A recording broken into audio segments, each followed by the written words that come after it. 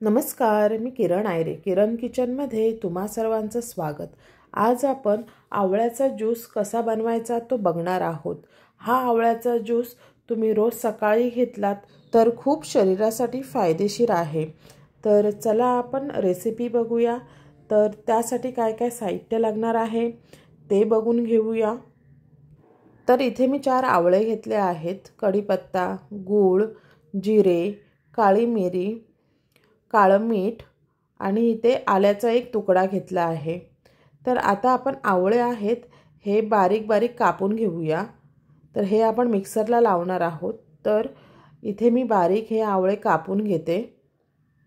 तर हे बघा, इथे मी हे आवळे कापून घेतले आहेत. आता आपण हे मिक्सरला लावून घेऊया.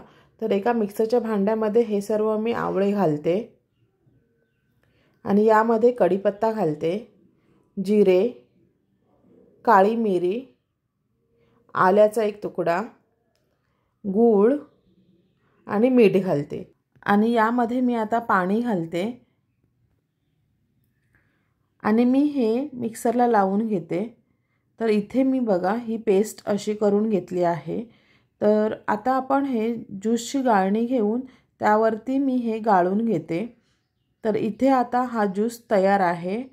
तर आता मी हा ज्यूस सर्व करून घेते. आवळ्याचा ज्यूस पिल्याने त्वचा आणि केस निरोगी राहतात आणि आवळ्यामध्ये व्हिटॅमिन ए असते. त्यामुळे आवळ्याचा रस पिल्याने डोळ्याची दृष्टी आहे ती सुधारते.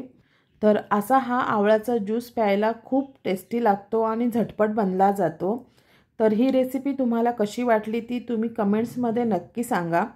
तर चला भेटूया अशीच एक नवीन व्हिडिओ घेऊन. तोपर्यंत नमस्कार.